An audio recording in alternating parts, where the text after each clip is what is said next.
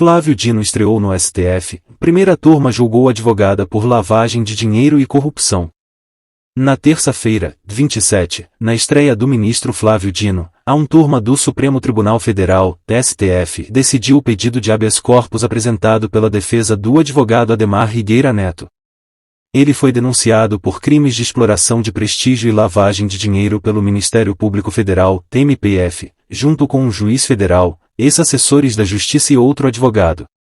Após a vinheta do canal, assista o vídeo, não esqueça de compartilhar com 5 pessoas, deixar nos comentários sua opinião e dar aquele like para fortalecer o meu trabalho. Obrigado. Incrível News, você por dentro de tudo que acontece do Brasil e do mundo.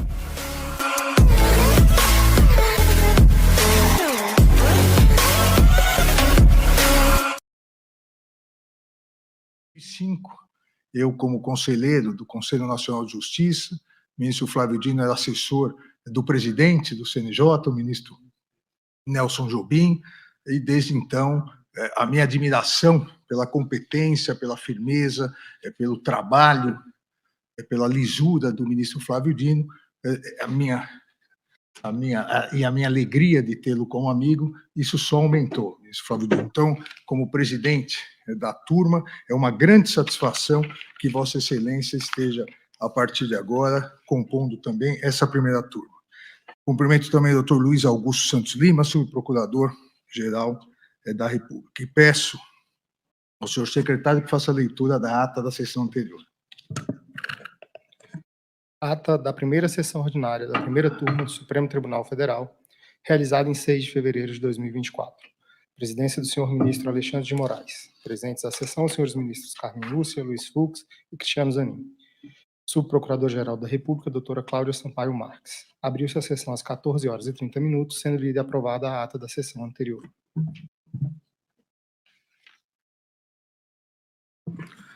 Alguma observação? Ata aprovada.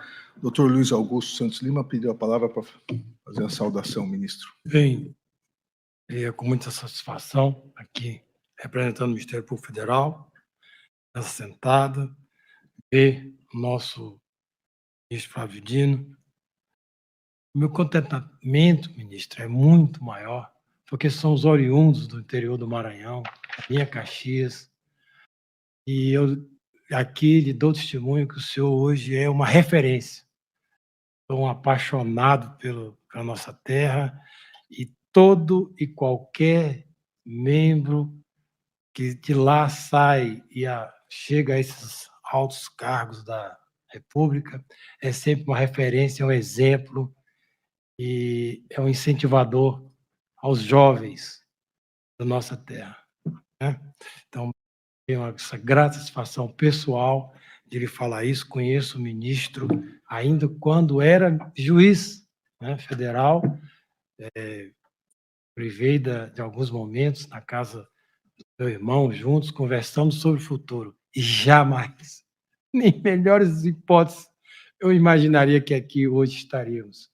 Parabéns a Vossa Excelência, a sua carreira, atividade política, jurídica, a ministro da Justiça, no Congresso, isso lhe dá todos os méritos para ter grande sucesso e ser uma referência nessa corte. A sua experiência, com certeza, vai ser muito importante para esse país.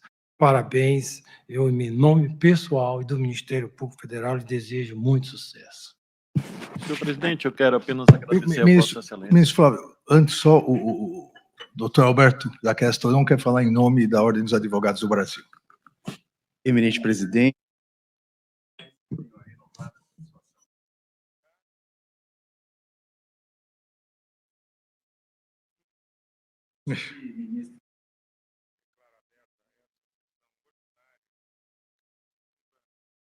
presidente, grata satisfação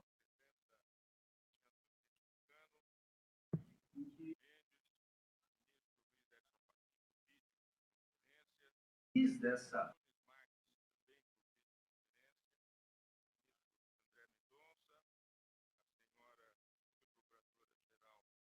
todos os predicados, traz uma política da magistratura.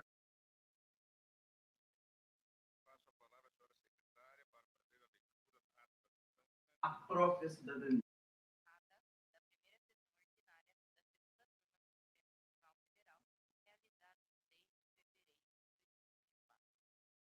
Ordem dos advogados.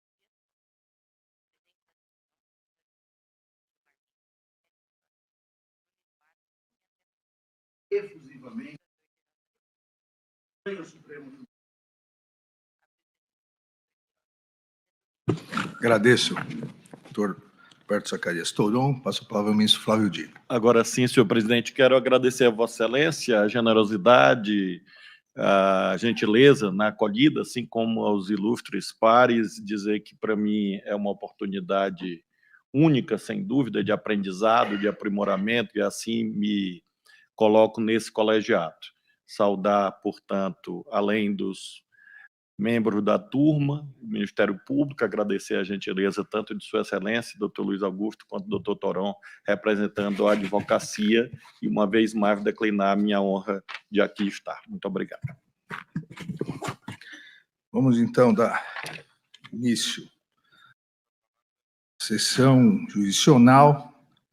Eu chamo para continuidade de julgamento o HC 207-350, de relatoria do ministro Luiz Fux, com vista pedida por mim. Faço um breve histórico. Esse habeas corpus entrou em julgamento na sessão virtual do dia 2 de fevereiro de 2024 a 9 de fevereiro de 2024. Após os votos dos ministros Luiz Fux, relator, e do ministro Cristiano Zanin, que concediam a ordem de habeas corpus, determinando o trancamento da ação penal, na origem do voto da ministra Carmen Lúcia, que divergiu denegando a ordem, eu pedi vista trazendo nessa sessão. O eminente relator havia pedido a palavra para fazer um resumo do seu voto, uma vez que foi apresentado, a leitura do seu voto, uma vez que foi apresentado na sessão virtual. Então, com a palavra, o ministro relator.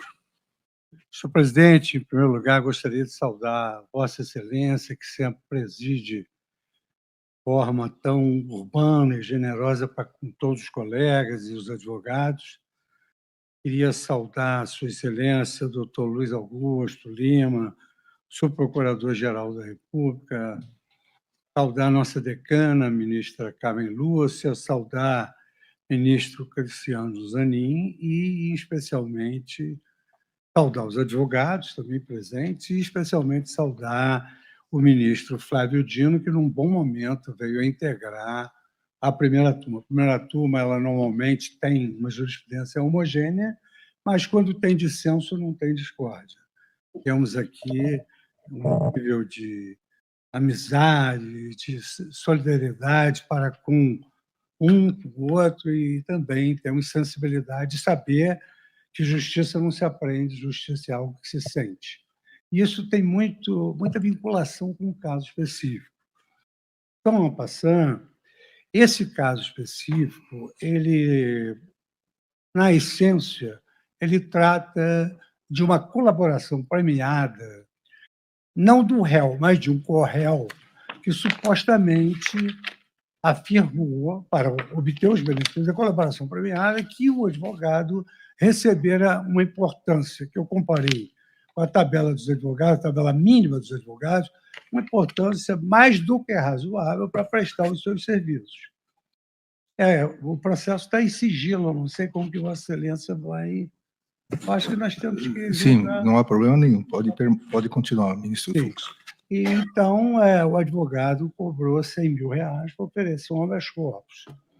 E não o paciente dele, o cliente dele, o corréu fez uma colaboração premiada e, na essência, disse que teve a suposição de que aquilo teria sido oferecido, isso é contraditório, teria sido oferecido para influir os julgadores.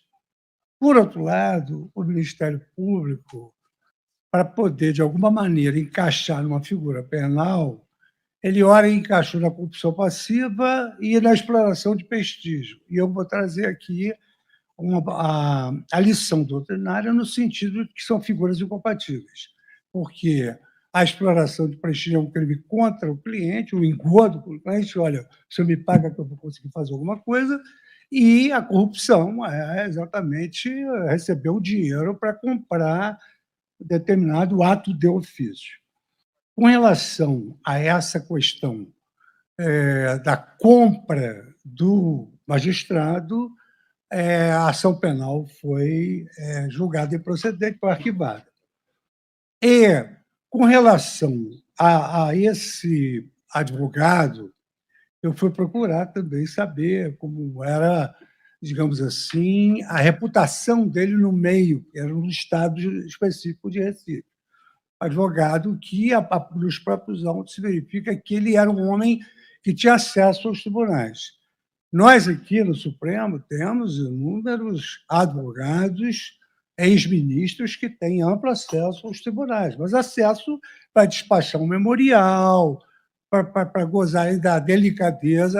Eu vou marcar uma audiência, me atende? Claro, não pode até a hora que quiser. Então, à luz de tudo isso, eu que não tenho hábito de trancar ação penal, os senhores vão pesquisar à luz de vela, se eu tranquei alguma ação penal, raramente tranquei junto com o colegiado, mas a verdade é que eu sempre entendi que esse raciocínio simplório, de que quando se recebe uma denúncia, é apenas o início, que vai permitir a parte defender e com amplitude, eu não tenho essa percepção. Primeiro, eu não tenho a percepção de que se pode receber uma denúncia com base em colaboração premiada única e exclusivamente. Aliás, isso está no pacote anticrime. Segundo lugar, eu entendo que, assim como um homem público, os advogados padecem muitíssimo no meio deles, que é o meio de trabalho, se eles têm contra si recebido uma denúncia. Então, eu fiz esse apanhado para poder justificar a minha posição, que não ministro Flávio Dino, Vossa Excelência vai ver no curso meus trabalhos, com todos aqui, tanto que, quando eu disse para o ministro Alexandre, eu vou apresentar o voto, se é teu, eu vou ver bem. Então, para você receber bem, eu quero justificar minhas razões. Então, eu digo o seguinte, conforme relatado, o paciente Ademar Rigueira foi denunciado juntamente com outros réus pela prática dos crimes de corrupção ativa, exploração de prestígio e lavagem de dinheiro, com fundamento em declarações prestadas pelo réu colaborador Richardson Macedo. Quanto ao crime de corrupção ativa, a ação penal de origem foi trancada, exclusivamente em relação a esse paciente, por decisão do Tribunal Regional Federal da 5ª Região. O presente habeas corpus tem por objetivo o trancamento da ação penal de origem por 2 fundamentos. A denúncia, fundamentos jurídicos. A denúncia adotou a técnica da imputação alternativa, narrando suposta prática de crime de corrupção ativa, mas imputando ao paciente alternativamente, pelos mesmos fatos, também o crime de exploração de prestígio, os quais, no entanto, são incompatíveis entre si e auto-excludentes, que inviabilizariam o exercício até da própria ampla defesa. Em segundo lugar, o recebimento da denúncia está calcado exclusivamente nas palavras do réu colaborador, o qual, ademais, teria apresentado versões contraditórias em 2 oportunidades em que prestou depoimento. Inicialmente, eu neguei seguimento ao RIT a consideração de que a análise da questão demandaria apreciação de fatos e provas inviáveis em sede de habeas corpus. Mas depois, me sensibilizando com essa questão da advocacia, com a tabela mínima de honorários, enfim, e com essa estratégia, eu acho que isso faz parte da função do Ministério Público, e dólar bons, se correr o bicho pega, se ficar o bicho come, essa dupla alternância de tipificação de vários delitos pelo mesmo fato. Interposto o agravo mental contra aquele deciso, eu submeti o presente feito no mérito à decisão deste órgão colegiado, porquanto me convenci de que, em caso com apenas as compreensões em contrário, Trata-se, em verdade, de discussão de questões exclusivamente jurídicas. O primeiro óbice ao prosseguimento válido da ação penal de origem reside na sua incompatibilidade com o exercício da ampla defesa, tratando-se de caso inaugurado por denúncia alternativa, em que a narrativa contida na inicial acusatória se refere à suposta prática do crime de corrupção ativa e não de exploração de prestígio. Mas este último foi simultaneamente imputado ao paciente sem a correspondente identificação da conduta com todas as suas elementares do tipo. Como destaquei no relatório, aí eu suprimi o relatório, em relação ao crime de corrupção ativa imputado à hora paciente, na mesma denúncia à hora combatida, o Tribunal Regional Federal da 5ª Região concedeu a ordem de habeas corpus em favor do paciente para trancar a ação penal exclusivamente contra o advogado Ademar Rigueira. Confira-se o seguinte trecho.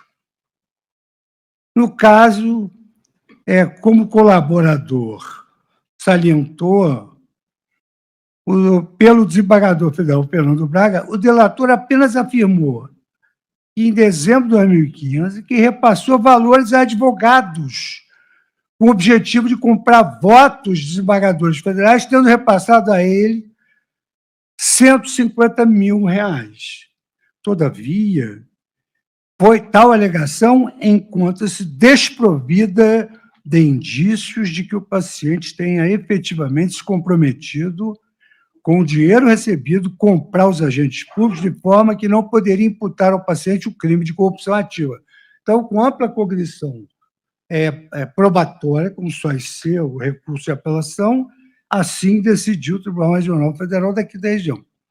Ainda eu acrescentei como está no acordo. Note-se que todos os contatos com os agentes públicos acerca de eventual pagamento foram feitos pelo co-denunciado, e ainda que se possa alegar que o paciente tinha conhecimento dos métodos de um colega de escritório, tal alegação não respalda por si só o recebimento de uma denúncia por corrupção ativa em desfavor do paciente, não havendo, portanto, possibilidade de continuação da ação penal no tocante ao crime de corrupção ativa. Da leitura do referido acordo, constata-se que a exordial oferecida na origem havia adotado a técnica da imputação alternativa. Uma imputação principal do crime de corrupção ativa, artigo 333 do Código Penal, em relação ao qual houve o trancamento do processo por ausência de justa causa, e outra adotada como soldado de reserva, tipificada com exploração de prestígio previsto no artigo 357, parágrafo único do Código Penal. Em outras palavras, a denúncia capturou os mesmos fatos simultaneamente como crime de exploração de prestígio e a correspondente narrativa das elementares típicas do delito do artigo 357 do Código Penal. A leitura da peça inicial revela que a acusação embaralhou os elementares dos tipos penais de exploração de prestígio e de corrupção ativa de modo absolutamente incompatível com a devida descrição de cada um dos delitos. Segundo a inicial acusatória, o paciente teria atuado como intermediário do repasse de vantagens indevidas, apresentando-se como pessoa com acesso aos detentores de cargos públicos, cujos atos de ofício pretendia influenciar, o que se compatibiliza abstratamente com o crime de corrupção, mas não de exploração de prestígio, até porque a exploração de prestígio é uma fraude contra o cliente. Olha, você me dá esse dinheiro que eu vou conseguir alguma coisa. E a corrupção ativa é pedir o dinheiro para comprar o voto das autoridades. Aí eu leio os termos da denúncia, que estão assim: Ademar Rigueira Neto, advogado, e Flávio Caldevan Gouveia Manso, atuando como intermediários de repasse de vantagens indevidas e apresentando-se como pessoas com acesso a Paulo de Tarso Benevides Gadelha, principalmente em razão de Flávio Caldevan Gouveia Amâncio ter sido seu assessor num determinado período, solicitaram dinheiro a pretexto de influir no desembargador federal, alegando, inclusive, que as vantagens também se destinavam ao magistrado, cometendo, então, o crime de exploração de prestígio qualificada. Depois, então, ainda afirma a denúncia.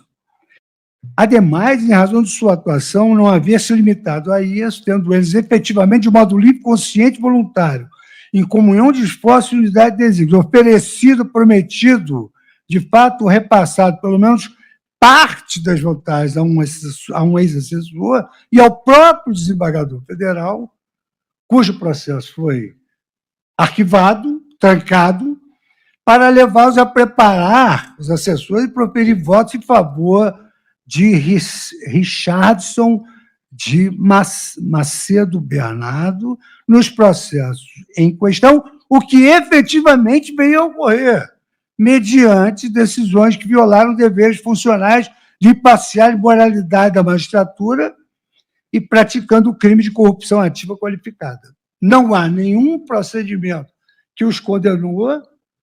Ao contrário, a ação penal foi arquivada em relação a esse advogado, que eu me inteirei não só em relação à sua reputação, como também procurei analisar a tabela mínima de honorários. E, por outro lado, eu não queria pegar o Código de Processo Civil, que eu não precisa, mas ele, por autointegração, ele é aplicável ao processo penal. Nós também podemos nos valer das regras da experiência comum. Eu não tenho nada com relação a honorário de advogado, que eu tenho meu salário, o advogado ganha o que achar. Mas as regras de experiência comum, infelizmente, elas, digamos assim, compõem o folclore jurídico, no sentido de que alguns profissionais sem ética vendem as autoridades públicas, os clientes do AFAM, da colaboração premiada, que ela é premiada, eles podem eventualmente imputar, eu dei esse dinheiro para o advogado, isso pode, encontra um documento do advogado, acha que o advogado recebeu sem trabalhar, e assim por diante. Isso acontece na prática. A justiça é cega, mas o juiz não é. Que a denúncia na rua, no meu modo de ver, respeitar as opiniões do contrário, imputou o paciente em concurso de agente com o réu colaborador Richardson e outros, foi a prática de corrupção ativa, na qual o paciente teria participado como intermediário de oferecimento e repasse de vantagem indevida a funcionários públicos para determiná-los a praticar de ofício e benefício de Richardson. Eu e o ministro Alexandre fomos promotores, então nós sabíamos que se matou para roubar, não se vai acumular o homicídio com o latrocínio. Ou é uma coisa ou é outra. Quer dizer, o que acontece no meio do caminho tem de obedecer o resultado finalista. O que pretendeu fazer? E esse crime mais grave é o punido. Então, o repasse da vantagem, evidentemente, caracterizou corrupção. Mas que essa corrupção não foi consubstanciada na prova dos autos. A conduta de oferecer vantagem indevida não pode ser capturada simultaneamente como crime de exploração de prestígio, pois se trata de figura delitiva cujos elementos típicos são distintos e incompatíveis com o que tipificam a corrupção ativa. Aí eu transcrevo aqui os dispositivos e faço um apanhado da doutrina, que eu não vou ler especificamente, os senhores são conhecedores, tanto quanto eu, ou mais do que eu. A doutrina traça distinções entre o crime de exploração de prestígio e a corrupção ativa, salientando que a exploração de prestígio corresponde a um autêntico estelionato, porque, na verdade, visa a ludibriar o comprador do prestígio. Quem é o comprador do prestígio? É o cliente. Já a corrupção, não. A corrupção é um ato contra a administração da justiça, o sujeito oferece dinheiro e o outro aceita, mas não precisa necessariamente, porque na ação penal 470 nós entendemos que qualquer uma daquelas atividades que compõem o tipo penal já caracterizam a corrupção ativa, ainda que não haja a prática do ato de ofício. Nós entendemos assim. solicitar, mas não pratica o ato de ofício, já é corrupção. Pois, no crime de exploração de prestígio, o agente dirige sua atuação se ludibriar o comprador do prestígio. Este crime constitui autêntico estelionato, pois o agente almeja vantagem indevida e ilícita, induzindo alguém em erro, no caso, o cliente. Vai dizer, haverá exploração de prestígio sempre que o advogado enganar o cliente, solicitando dinheiro a pretexto de influenciar a decisão a ser tomada em seu processo pelo magistrado competente. Já no crime de corrupção passiva, eu já expliquei aqui, o sujeito ativo do delito, agindo em conluio, oferece ou promete vantagem ilícita a um funcionário público a fim de determinar a prática de ato de ofício. Se o sujeito realmente ostentar prestígio perante funcionário público ou testemunha, ou mesmo não possuir, vier a corrompê-los, a ele será imputado o crime de corrupção ativa conquanto destinatário da vantagem. É o que está previsto no artigo 317. Portanto, enquanto no crime de corrupção ativa os agentes estão em conluio e oferecem vantagem indevida a funcionário público, no crime de exploração de prestígio não há esse conjunto. Em suma, estou saltando, senhor presidente, em suma, no caso subjúdice, a imputação do crime de exploração de prestígio demandaria que o parquet, devidamente apoiado pelos elementos coligidos nos autos, narrasse a conduta típica do artigo 357, ou seja, que o advogado, ora paciente, na qualidade de advogado, que isso é um precedente muito grave, teria enganado seu cliente, solicitando para si mesmo dinheiro ou qualquer utilidade sob o pretexto enganoso de influir na decisão judicial. E 2, que não tenha havido efetivamente oferecimento ou promessa de vantagem indevida a funcionários públicos, porquanto, neste caso, não haverá crime de exploração de prestígio, mas sim corrupção. Então, era isso que incumbia ao Ministério Público. E eu volto a dizer, não é do meu feitio, trancação penal, vamos procurar luz de vela, acordo o meu nesse sentido, mas aqui eu fiquei extremamente sensibilizado, porque se trata de um advogado, se trata de um precedente perigoso, de um colaborador para receber prêmio denunciar um advogado, e, além do mais, eu pesquisei a tabela de honorários, pesquisei a reputação do advogado e pesquisei também, ao mesmo tempo, as regras de experiência que nós estamos acostumados. Aqui, ex-ministro tem amplo acesso, dizer que tem amplo acesso no tribunal, vários advogados aqui têm amplo acesso, os advogados conhecidos não podem dizer que têm amplo acesso, mas até por uma questão de urbanidade, quando um ex-colega vem advogar, sim, ele já passou pela quarentena, atendemos bem, sem problema nenhum.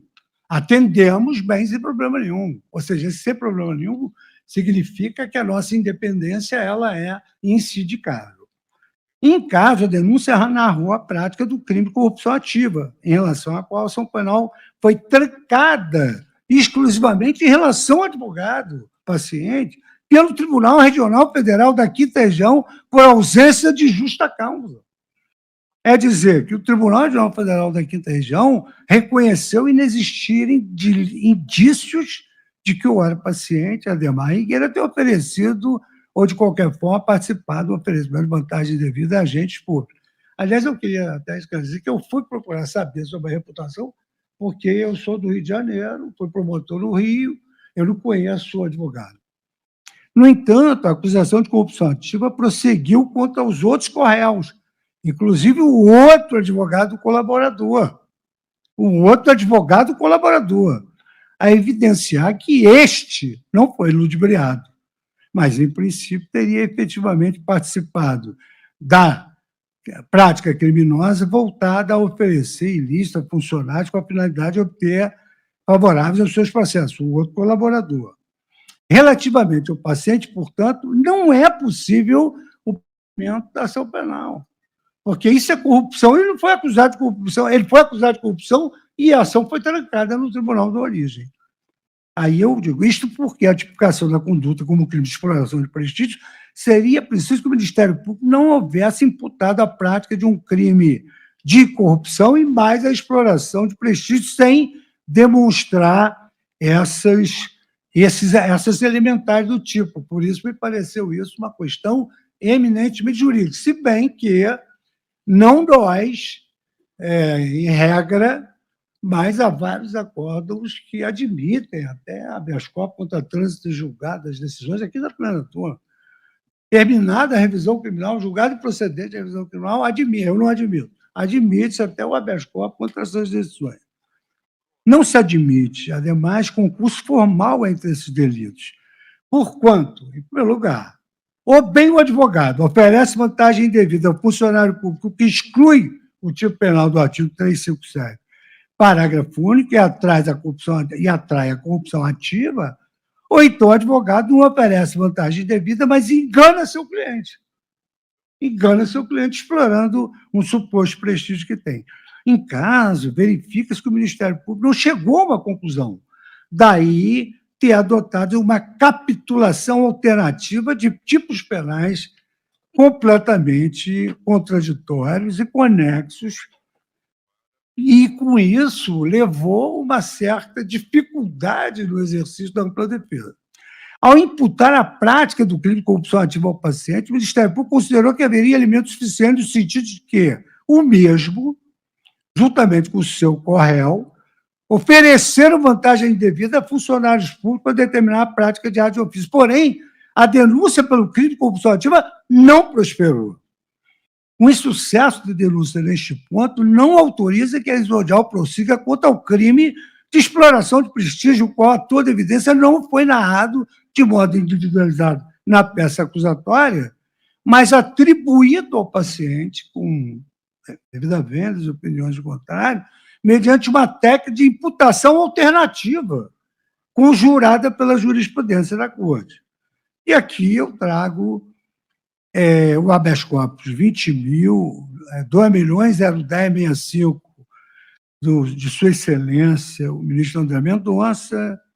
Trago também a julgamento um longo habeas corpus 179.2927, de um ministro que eu conheço pessoalmente, tem um certo rigor na área penal do STJ, que é o ministro Belize. Por conseguinte, diante desse vício de natureza exclusivamente jurídico, sem necessidade de análise de fatos e provas, é de ser reconhecida a inviabilidade da denominada denúncia alternativa com a devida vênia. O segundo óbice ao prosseguimento da ação penal de origem reside na ausência manifesta de elementos corroboradores das declarações do corréu.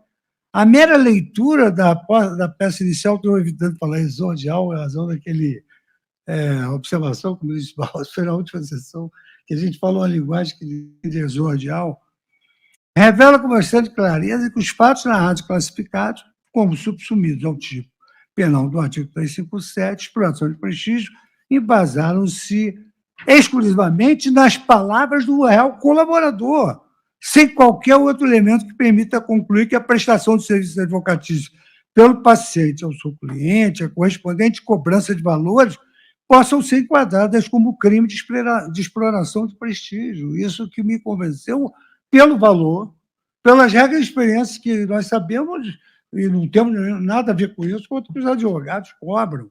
E sabemos que advogados famosos têm acesso ao tribunal. Ora, o artigo 4º, parágrafo 16 da Lei 12.850, de 2003, na redação dada pelo pacote anticrime, Lei 13.964, consolidou o entendimento jurisprudencial da Corte.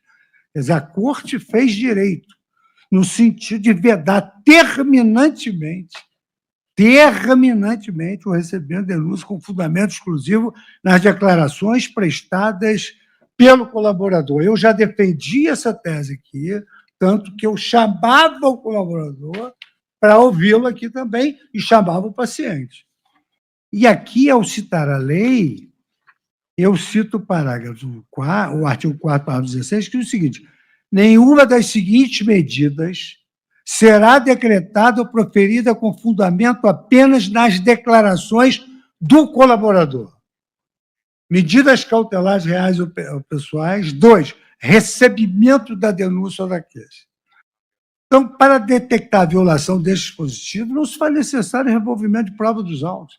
A simples leitura da denúncia é suficiente para demonstrar que o único elemento indicado na inicial acusatória para conferir respaldo a essa imputação delitiva foi a declaração do réu colaborador, Richardson de Macedo Bernardo.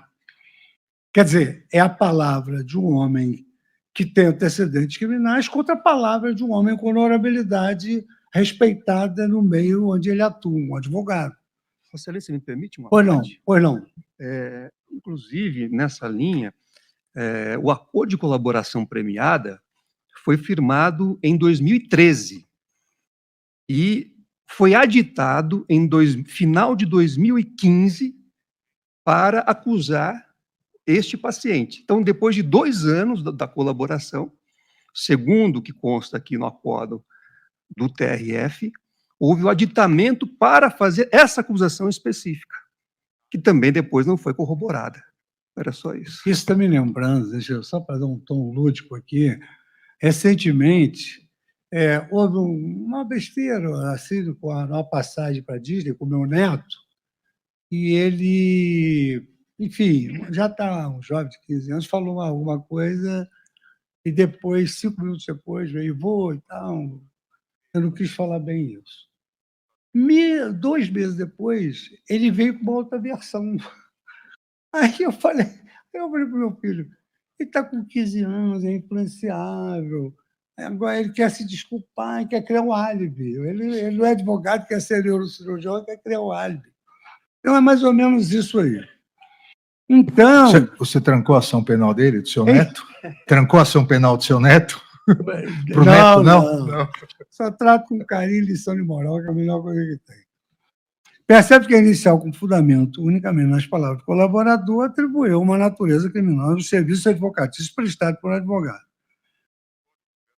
E aí eu digo que a denúncia não se mostrou viável para esse fim.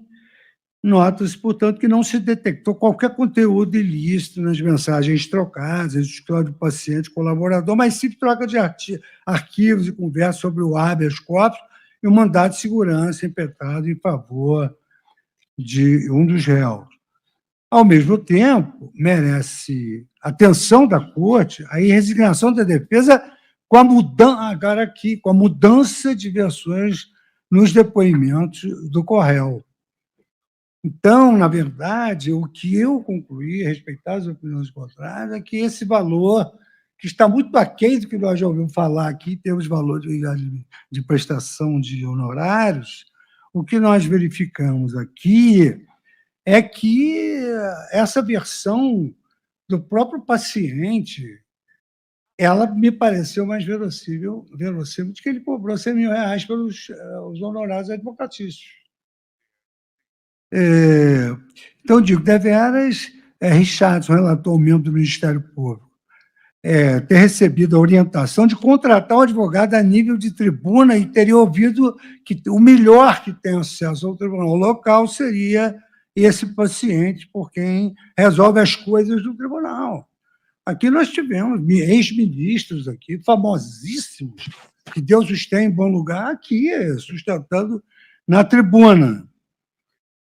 E deu a impressão a ele que o advogado queria ficar, que esse réu queria ficar com o dinheiro do Ademar, que é o advogado. Bom, se o advogado quer ficar com o dinheiro, ele está certo, ele fez o trabalho e quer ficar com o dinheiro para ele, não quer influenciar ninguém. E ele não pode, suponho, imagino que tenha sido. A jurisprudência da Corte fulmina decisões prolatadas com fundamento exclusivo nas palavras do colaborador. Aí eu cito aqui, senhor presidente, inúmeros. Inquérito 4215, Edson Fachin, inquérito 3989, PET 7833, inquérito 4419, inquérito 4458, inquérito 4074, inquérito 3980, sem prejuízo, nós sabemos aqui que, em retratações de colaboração, até se anulou processos que tinham prova inequívoca e contundente. E, aliás, eu não anulei, então eu tenho legitimidade para falar. Por essas razões, senhor presidente, com as vênias das compreensões do contrário, o caso revela-se de absoluta ausência de justa causa para além da manifestação da inadequação da conduta narrada na peça acusatória e o tipo penal alternativo imputado ao paciente, o que, do meu modo de ver, conduz à concessão da ordem para, excepcionalmente na minha trajetória jurisprudencial, trancar essa ação penal. Então, eu concluo que a denúncia narrou a prática do crime de corrupção ativa e concurso de agentes. Isso não foi comprovado, foi trancada essa ação penal, essa decisão transitou em julgado. O Tribunal Regional da 5ª Região manteve as ações contra os demais réus, mas com relação a esse, não. E a denúncia foi recebida com fundamento exclusivamente nas declarações do colaborador. Inexistente, no meu modo de ver, qualquer infração penal antecedente que não sustenta a acusação, eu também, evidentemente, não posso concluir que houve lavagem de dinheiro. Seria mais absurdo ainda. Estou concedendo a ordem, senhor presidente, tal como já havia proposto no plenário virtual. Peço vênia a Vossa Excelência só para dar mais musculatura ao voto, porque no plenário virtual procurei ser sintético. Como Vossa Excelência pediu vista para trazer no plenário físico, eu entendi que mutatis mutandis era como se fosse um destaque. E aí eu procurei ser mais explícito, até porque, reitero, o ministro Flávio Dino está inaugurando a sua presença. É excepcional eu trancar qualquer ação penal, não para fazer justiçamento. Não é comum. Agradeço ao ministro Fux. Importante também, porque assim já os fatos todos já estão bem aclarados. Aqui, e eu que pedi vista, então já passo a proceder aos meus comentários. Antes consultei a ministra Carmen, que mantém o voto dado no plenário virtual, o ministro Zanin também. Aqui, e eu já, de início, peço todas as vênias ao ministro Fux, mas vou acompanhar a divergência inaugurada pela ministra Carmen. Aqui nós temos uma denúncia que eu fui promotor mais de 10 anos, não diria que é uma denúncia primorosa. É uma denúncia que pretende narrar, na verdade, narra os fatos, e aí narra os fatos segundo a visão do Ministério Público, mas a partir da narrativa dos fatos, pretende capturar uma sequência delitiva. E nós sabemos que as partes dão os fatos, é o juiz que analisa o direito. E por que digo isso? Tem, rapidamente, 4 trechos que da denúncia mostram que a narrativa é uma narrativa linear. Então, eles apresentando-se como pessoas com acesso, e aí fala acesso ao juiz, acesso ao assessor do juiz, livre, consciente e voluntariamente, solicitaram e receberam dinheiro a pretexto de influir no desembargador federal, afirmando que as vantagens também se destinavam ao magistrado. Então, começa narrando o que seria um dos crimes. Daí, prossegue. No entanto, a atuação dos causídicos não se limitou a isso, tendo eles efetivamente, de modo livre, consciente e voluntário, repassado pelo menos parte das vantagens indevidas ao assessor. Então, começa com a exploração de prestígio, mas fala, no entanto, não foi só isso. Teria tido também a corrupção. E lá na frente, diz que os valores provenientes diretamente de crimes contra a administração pública foram objetos de diversas estratégias de ocultação e dissimulação de sua natureza, origem, localização, e aí descreve a lavagem de dinheiro. Não me parece, aqui pedindo todas as vênias ao ministro Fux e ao ministro Cristiano Zanin, que tenha ocorrido uma denúncia alternativa. Ou seja, se não pegar aqui o A, pega o B. E por isso eu fiz a questão de fazer a leitura desses trechos, narra uma sequência. pode até, e podemos considerar que é uma sequência exagerada, é que uns fatos que seriam fatos globais para um único tipo penal, o Ministério Público tentou fracionar em 2 tipos penais. E até eu admitiria aqui trancar ação penal em relação ao crime de corrupção nessa sequência. Só que não há mais essa necessidade, porque, na verdade, o Tribunal Regional Federal consertou, vamos dizer, esse excesso do Ministério Público. O Tribunal Regional Federal, ao analisar essa sequência narrativa, já retirou da acusação a corrupção, permanecendo o crime de exploração de prestígio, na forma simples, e a lavagem de capitais. Então, o que o Ministério Público foi narrando como uma sequência fática, só que na hora da capitulação jurídica fracionou exploração e corrupção, o Tribunal Regional Federal solucionou nesse momento inicial do recebimento da denúncia, solucionou e manteve as acusações de crime de exploração de prestígio, repito, em sua forma simples, e lavagem de dinheiro. Eu diria que o Tribunal Regional Federal ele fez uma verdadeira emendatio libelli já nesse momento. Ou seja, ele acertou a capitulação jurídica, porque os fatos foram bem narrados na denúncia. Se são verdadeiros ou não, se os indícios existentes na investigação vão se comprovar, isso, ao meu ver, depende da ação penal. Mas a descrição fática permite, ao meu ver, a ampla defesa sem qualquer problema, porque é imputado aqui de forma clara que, abre aspas, consciente, voluntariamente solicitaram e receberam dinheiro a pretexto de influir no desembargador federal, avisando que tais vantagens também se destinavam ao magistrado. A defesa, aqui não há dúvida para a defesa se defender desses fatos. O Tribunal Regional Federal, então, colocou no trilho jurídico a descrição fática existente na denúncia. Então, a meu ver, repito, entendo que a descrição fática permite o exercício da ampla defesa, tanto em relação à exploração de prestígio, na sua forma simples, quanto em relação à lavagem de capitais. Então, a partir disso, nesse momento, me parece, novamente renovando as vênias ao eminente ministro Luiz Fux, que há justa causa para o procedimento da ação penal, porque a tipicidade agora já corrigida a partir dos fatos pelo Tribunal Regional Federal, e veja que o Tribunal Regional Federal não mudou os fatos, simplesmente disse, esses fatos, eles correspondem, em tese, a um único delito, e retirou o segundo delito de corrupção.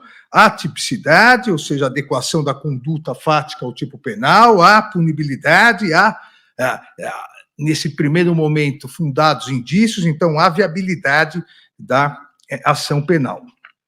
Eu aqui relembro também um trecho do voto da eminente ministra Carmen Lúcia, a quem estou acompanhando na divergência, que, de forma bem clara, colocou exatamente isso. O Ministério Público teria se equivocado ao classificar os mesmos fatos como crime de corrupção ativa majorada e de exploração de prestígio majorado. Ou seja, uma sequência fática, como eu disse no início, é uma sequência fática. Na hora de tipificar, se pretendeu fracionar, mas o Tribunal Regional Federal corrigiu essa tipificação. Então, com isso, colegas, entendo que é possível aqui o recebimento da peça acusatória, a continuidade da ação penal, até para o exercício da ampla defesa, que os fatos narrados não impossibilitam de forma alguma o contraditório devido processo legal, entendendo que não há constrangimento ilegal a ser sanado. Então, novamente pedindo vênia ao eminente relator, acompanho a divergência inaugurada pela ministra Carmen Lúcia, de modo a indeferir a ordem de habeas corpus.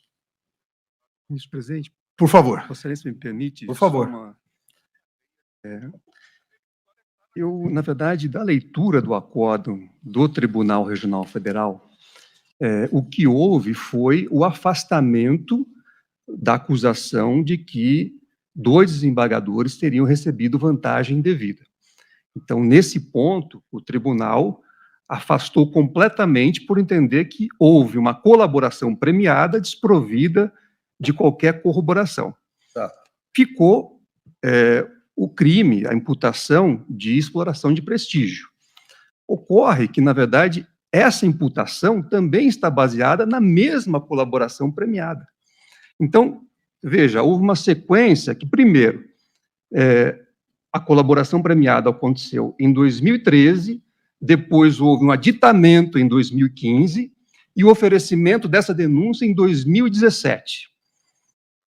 A denúncia está baseada na delação. E aqui, o que se tentou fazer na denúncia, que eu também considero bastante atípica, foi colocar como prova de corroboração atividades que são absolutamente normais na advocacia. Então, por exemplo, tem-se aqui, o advogado visitou o tribunal. Ora, essa é uma atividade absolutamente compatível com a advocacia. Segundo, o cliente trocou correspondência com o advogado ou com o escritório de advocacia. Isso também não é corroboração de nada. Então, com a máxima vênia, a Vossa Excelência e a eminente ministra Carmen Lúcia, nesse caso, eu acho que o mesmo tratamento dado aos desembargadores que foram acusados de corrupção ativa também tem que se dar ao advogado, porque a origem é a mesma, é uma colaboração que não foi alvo de corroboração pelo Ministério Público. Então, pedindo vênia, mais uma vez, só queria reforçar esses pontos que também vão na linha do voto do eminente ministro Luiz Fux para trancar essa ação penal, por falta de justa causa. Agradeço, ministro Cristiano Zanin, e passo a palavra para o voto do ministro Flávio Dino. Pois não, doutor Torão. Eu vou fazer a minha questão de ordem sumariamente. Eu não sei se o eminente ministro Flávio Dino proferirá voto ou não. De qualquer modo, como Vossa Excelência já passou a palavra para ele, eu vou pedir licença para, com fundamento no artigo 134, parágrafo 3º do Regimento Interno do Supremo Tribunal Federal, requerer que me seja dada a oportunidade de sustentação oral. Eu não vou ler a regra, se Vossa Excelência, se algum de Vossa Excelências quiser, eu leio, mas a regra é clara no sentido que, para efeito de quórum ou desempate na votação, se for necessário o voto de ministro nas condições do parágrafo anterior, que é um ministro novo, serão renovados o relatório e a sustentação oral, computando-se os votos anteriormente proferidos. Eu faço só, já concluindo, presidente, e agradecendo Vossa Excelência a oportunidade, concluindo para dizer o seguinte: Vossa Excelência vai dizer, não, mas o senhor não pediu sustentação e não fez sustentação oral no plenário virtual, porque a situação que nós tínhamos era outra, eram 4 juízes, 4 eminentes ministros dessa Suprema Corte. Agora, o quórum é renovado, são 5 ministros com um ministro novo. E a defesa, o impetrante, tem sim argumentos importantes que eu posso trazer sumariamente, até mesmo em 7 minutos faria a minha sustentação, ou em prazo menor, se Vossa Excelência quiser, eu tenho o caso na cabeça, eu fiz a sustentação oral desde o TRF da 5ª Região e poderia fazer. De qualquer modo, submeto a questão a Vossa Excelência e seus eminentes pares para que eu possa fazer a sustentação oral, o eminente ministro Flávio Dino poder ouvir a voz da defesa. Agradeço, doutor Toron. Já digo que, infelizmente, está indeferida a sustentação oral por 2 motivos. Uma vez, o primeiro, porque o artigo 134 ele não se refere a habeas corpus. Vossa Excelência sabe, e por isso que o artigo 134 não se refere a habeas corpus. O parágrafo 3º, ele se aplica quando há o empate, e várias vezes ocorre o empate aqui na turma, porque um ministro se dá por impedido, ou suspeito, ou mesmo ausência, e há a necessidade de se convocar um novo ministro, ou chega um novo ministro numa nova sessão, o que não ocorreu nesse momento. Até porque, se houvesse o empate, e por isso que o parágrafo 3º não se aplica a habeas corpus, porque habeas corpus, o empate encerra de vez a votação, o empate sempre a favor do paciente. Exatamente por isso que não se aplica isso. E o segundo argumento Vossa Excelência bem já adiantou, mesmo que se aplicasse, não se aplica, aqui se fala da renovação de sustentação oral. E não houve sustentação oral, até certificado nos autos, o ministro Flávio Dino está em total igualdade de condições a nós todos. Nenhum de nós ouviu sustentação oral porque não houve sustentação. Então, eu indefino, mas submeto a referendo, ou mesmo a votação do colegiado. Ministro Flávio Dino. Ministro Cristiano. Acompanho, Vossa Excelência. Ministro Luiz Fux. Presidente, só queria fazer uma ponderação. Eu vou me submeter à decisão da presidência, evidentemente, é do meu feitio. Mas quando nós estamos debatendo no plenário virtual, depois partimos para o plenário presencial, em que eu confesso que, inclusive, o meu voto tem mais densidade, porque veio para o plenário virtual, e só não houve empate, porque na época Vossa Excelência pediu visto, porque se Vossa Excelência tivesse votado como votou agora, haveria um empate. Eu acho que nessas ocasiões, com muito mais razão, no meu modo de ver, estou vencido, vou acompanhar a presidência, mas acho que nós devemos sopesar isso, porque com muito mais razão, no habeas corpus, é preciso, porque em qualquer outra ação que haja sustentação oral, mas Vossa Excelência decidiu, para mim, está decidindo. Não, eu estou colocando a referendo no plenário. Até porque, na semana passada, nós decidimos um caso muito semelhante, não era habeas corpus, em que, em havendo vista, e era exatamente igual,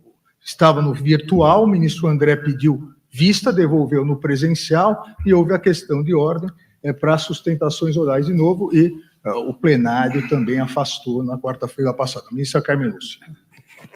Presidente, cumprimentando Vossa Excelência, senhores ministros, com um abraço muito especial ao ministro Flávio Dino, muito bem-vindo, como Vossa Excelência, em nome de nós todos, já falou, senhor Procurador-Geral da República, senhores advogados na pessoa do doutor Toron, senhores servidores, todos que nos acompanham, também eu, com todas as vênias do ministro Luiz Fux, estou acompanhando, até porque, presidente, quando houve empate em casos, principalmente eu ainda estava na segunda turma, e se tentou dar o novo, os advogados não quiseram porque o empate favorecia.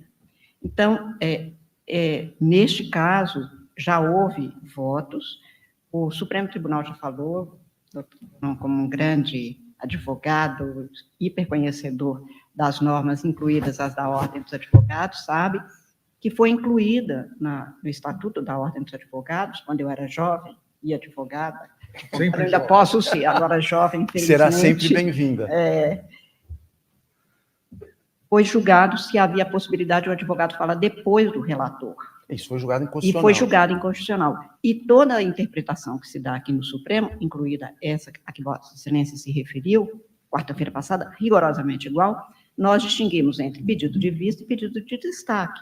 Quando há o destaque, Vossa Excelência poderia ter destacado, qualquer um de nós poderíamos, se achasse conveniente, há uma renovação do julgamento. Quando há um pedido de vista, é apenas a devolução com continuidade no estado em que se está o processo. Essa é a razão pela qual, acho que como todos, eu que fui advogada tantas vezes, estive deste lado, tenho um maior gosto em ouvir os advogados. Poucos dias, nós dois, senhor presidente, no Tribunal Superior Eleitoral, aumentamos os prazos regimentalmente para propiciar melhor atuação dos advogados, ou pelo menos com mais tempo. Portanto, temos todo o maior gosto em ouvir advogados. Devido ao processo legal, vale em todos os casos, e por isso, com todas as vênias, eu estou divergindo do ministro Fux, acompanhando a proposta de Vossa Excelência, mas agradecendo a questão posta pelo doutor Toron. Agradeço ao doutor Toron, sempre é um prazer ouvi-lo, doutor Toron, mas temos certeza que haverá outra oportunidade. Obrigado. Eu espero que sim, senhor presidente, só para agradecer as gentis e honrosas palavras da eminente ministra Carmen Lúcia e dizer que ela é mais do que bem-vinda às fileiras que ela já cantou. Mas ainda tem um tempinho aqui, porque senão vão achar que amanhã eu já não estou. Não torçam contra mim. Tá bom. Okay, obrigado, doutor. Então, a questão de ordem, por maioria vencido, o ministro Luiz Fux, e retorno a palavra ao ministro Flávio Dino para a sua estreia na primeira turma. Senhor presidente, senhoras e senhores, saudar o Ministério Público, a advocacia. É claro que não vou resenhar aqui toda a longa doutrina e jurisprudência acerca da via estreita do habeas corpus. Apenas lembro que, em períodos pretéritos, costumavam se chamar essas ações mandamentais de remédios heróicos.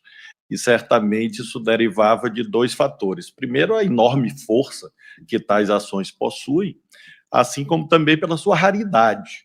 Ninguém encontra um herói a cada esquina. Então, de fato, há uma jurisprudência adequada a esta semântica pretérita, no sentido de que o habeas corpus, de fato, tem requisitos específicos que prestigiam o papel do Supremo como órgão de cúpula de um sistema orgânico. Quando se trata de matéria penal, nós não estamos atuando no éter, nós estamos atuando com base ou lastreados numa atividade judicante longa, desde as instâncias ordinárias. E é por isso mesmo que já se vão algumas décadas que esse tribunal afirma a excepcionalidade do manejo do habeas corpus a esgotar ou mesmo substituir a instrução processual. Evidentemente, em casos excepcionalíssimos, é possível ao Supremo ultrapassar esse limite posto pelo caráter orgânico do Poder Judiciário pátrio. Nesse caso, contudo, li, observei, estudei, ouvi com muita atenção o eminente relator, pude quase que ler os pensamentos do Dr. Toron e considero que, neste caso, a questão jurídica não é tão intrincada quanto parece. Em primeiro lugar, porque, mesmo que houvesse essa imputação alternativa, ela não é conducente a nenhum tipo de inépcia ou de obstáculo ao exercício do direito de defesa, uma vez que todos nós concordamos que a defesa se exercita a partir do acervo fático descrito na denúncia. E há um acervo fático lá posto, independentemente da capitulação ou da classificação jurídica. Se houvesse tal anomalia no que se refere a esta imputação, que seria vista como impossível do ponto de vista técnico, porque não haveria condições de haver concurso entre exploração de prestígio e corrupção, isso foi resolvido, como disse o eminente ministro Alexandre, quando do exame do habeas corpus no Tribunal Regional Federal. E, finalmente, menciono um último argumento. Se, de fato, a denúncia se lastreasse exclusivamente na colaboração premiada, não há dúvida, até por expressa dicção legal, que não seria possível o recebimento da denúncia, porque constitui em si mesmo já um gravame em relação ao paciente.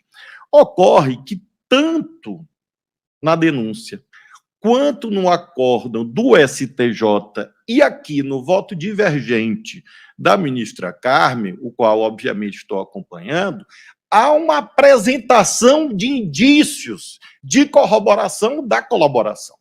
Claro que não se cuida de provas cabais de corroboração da colaboração, uma vez que isso é exigido, obviamente, quando esgotada a instrução processual. Mas chamo atenção apenas para motivar o meu entendimento, que tanto no voto da ministra Carmen, quando ela diz, citando expressamente a denúncia, abre aspas, as quantias em questão não consistem em simples honorários advocatícios lícitos. O repasse de valores em espécie, mediante entrega pessoal em Recife, por parte de indivíduos domiciliados em Natal, e a realização de depósitos e transferências bancárias por meio de interpostas pessoas, tanto na origem como no destino dos montantes, evidencia o propósito de não deixar rastro da movimentação do dinheiro ilícito. Além disso, é significativo que não tenha havido qualquer formalização da relação entre Richardson de Macedo Bernardo e Ademar Rigueira Neto, mediante elaboração de contrato ou emissão de nota fiscal. No mesmo sentido, Flávio Claudevan de Gouveia Manso não recebeu nem sequer procuração de Richardson de Macedo Bernardo, ou subestabelecimento de poderes de Ademar Rigueira Neto, etc., etc. E isto consta também do acordo do STJ, exatamente esse mesmo trecho. Isto pode constituir algo absolutamente fantasioso. Pode, mas não seremos nós, nesse instante, a discernir se há ou não suporte de veracidade nessa narrativa, uma vez que isso implicaria, aí sim, ultrapassar todas as instâncias que estão articuladas a esse Supremo Tribunal Federal. São por essas razões, senhor presidente, que, homenageando sempre uma pessoa que eu admiro já há algumas décadas, que é o ministro Fux, lembro ainda do final dos anos 80, início dos anos 90, no finado Hotel Glória, quando lá estive assistindo uma palestra de Vossa Excelência, com cabelos pretos ainda na ocasião. Já se vão mais de 30 anos. Então, claro que eu, nesse momento, peço todas as vênias a Vossa Excelência. Me arguiu na sabatina. Não, do Supremo. Não, eu não. Eu não Mas tinha. então no STJ. Eu acho que talvez. Mas eu sempre tive essa admiração por Vossa Não, Excelência e a mantenho. Mas nesse caso, evidentemente, pelas razões declinadas, considero que é o caso de prestigiar a instrução processual e observar também que, a estas alturas, o Supremo tem este nome eloquente, mas nós tivemos decisões do TRF daqui da região, do STJ, no sentido de reconhecimento da justa causa e, portanto, da ausência dos requisitos excepcionais que autorizam o trancamento da ação penal em sede de habeas corpus no Supremo, razão pela qual acompanho a divergência inaugurada pelo ministro Carmen e seguindo o ministro Alexandre de Moraes. Agradeço ao ministro Flávio Dino, proclamo o resultado. A turma, por maioria, denegou a ordem nos termos do voto da ministra Carmen Lúcia, vencido o ministro relator, ministro Luiz Fux, e o ministro Cristiano Zanin. A redatora para o acórdão, ministra Carmen Lúcia. Por favor. Consta na sequência uma vista trazida por Vossa Excelência no agravo 1.393.252, que é de minha relatoria. Entretanto, fui comunicada pelo gabinete que hoje veio uma petição nesses autos, me dando notícia de fato novo. Então, eu gostaria de requerer a Vossa Excelência que fosse retirado de mesa e eu vou pedir institucionalmente, pelas vias normais, a devolução do processo que Vossa Excelência pediu vista ao meu gabinete para eu examinar essa circunstância. Agradeço a Vossa Excelência. Então, eu deixo de chamar o segundo item da pauta, retiro de pauta o segundo agravo regimental no recurso extraordinário com agravo 1.393.252, a pedido da eminente ministra relatora, determinando que a secretaria remeta os autos ao gabinete de Sua Excelência. Então, com essa retirada, nós encerramos a pauta. Agradeço a presença de todos, do subprocurador-geral, doutor Luiz Augusto, nosso secretário, senhoras advogadas, senhores advogados. Desejo uma boa tarde a todos e declaro encerrada a sessão. Esse é o canal Incrível News. Obrigado por me acompanhar até aqui. Peço a colaboração de vocês para deixar um like no vídeo e inscreva-se para mais conteúdo. Isso fortalece o meu trabalho. Ative o sininho para receber as notificações. Eu fico por aqui e até o próximo vídeo. Tchau, tchau.